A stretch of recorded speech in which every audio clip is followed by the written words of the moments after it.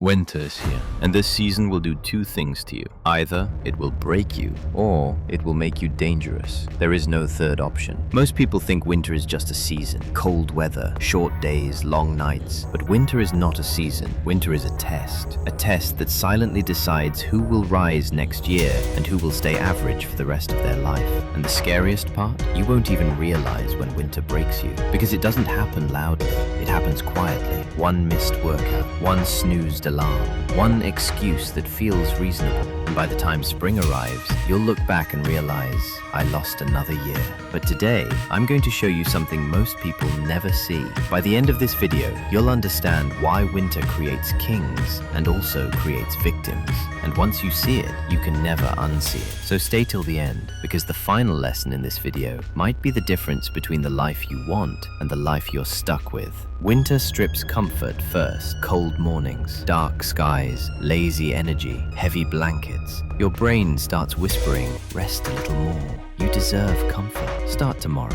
And here's the trap. Winter doesn't force you to quit. It just makes quitting feel logical. That's why most people fail in winter. Not because they're weak, but because winter attacks discipline, not motivation. Motivation dies when the alarm rings at 5 a.m. Your room is freezing. Nobody is watching. Nobody is clapping. And suddenly, all those big goals you had feel optional. This is where the split happens. Because while you're negotiating with your comfort, someone else is doing something terrifying. They are training while you're resting. They are learning while you're scrolling. They are building while you're waiting for motivation. And you won't notice them until spring comes. Here's the brutal truth no one tells you. The person who wins next year is already suffering in silence right now. But why? Why does winter reward pain and punish comfort? To understand that, you need to understand how the human brain actually works. And this part will make you uncomfortable. Your brain evolved in chaos, cold, hunger, danger. Comfort is new.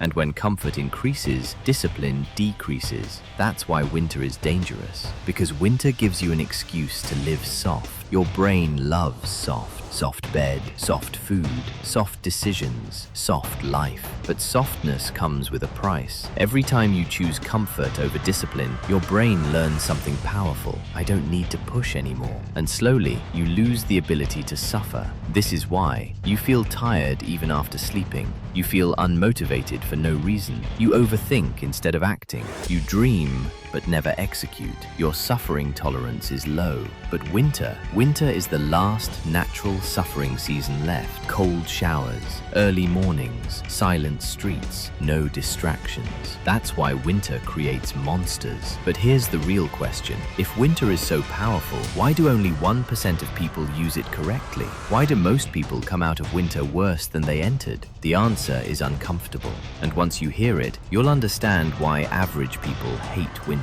Winter exposes who you really are. No festivals, no vacations, no excuses, just you and your habit. And habits don't lie. Winter doesn't care about your dreams. It only responds to your actions. This is why winter is war, a silent war. No blood, no noise, just decisions. Every single day you either say, I'll do it anyway, or I'll skip today. And here's the terrifying part. Skipping feels harmless, but skipping compounds. One skipped day becomes a skipped week. One skipped week becomes a skipped year. One skipped year becomes a skipped life. And suddenly you're 30, then 40, then 50, still planning. But what if winter isn't meant to be survived? What if winter is meant to be used?